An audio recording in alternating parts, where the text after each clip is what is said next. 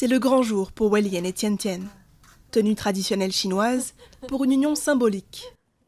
La Chine ne reconnaît pas le mariage homosexuel, mais cela n'empêche pas certains couples de se passer la bague au doigt. J'ai pensé à déménager dans un pays qui reconnaît le mariage gay et à le faire là-bas dans quelques années. Ça ne vaut peut-être rien en Chine, mais ça représente beaucoup pour moi.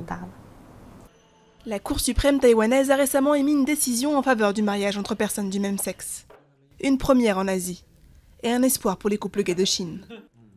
Un rêve qui reste tout de même lointain, dans un pays où l'homosexualité est tabou dans les familles. La mère de Li Tao a mis 1 an à accepter la réalité. Il m'a demandé pourquoi je ne pouvais pas l'accepter. Je lui ai répondu « Pourquoi est-ce que je devrais l'accepter? Tu es gay, qu'est-ce que ça veut dire ?» Je lui ai dit « La société n'allait pas l'accepter, que tout le monde pense que c'est mal d'être homosexuel, que c'est un problème psychologique. »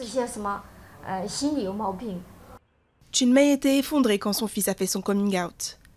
Elle est depuis devenue bénévole pour une association qui aide d'autres parents à accepter l'orientation sexuelle de leur enfant.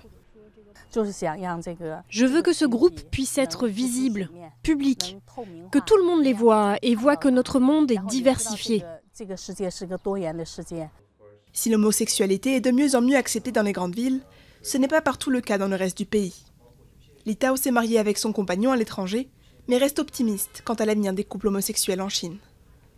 Sa mère, elle, se dit maintenant réjouie d'avoir 2 fils pour le prix d'1.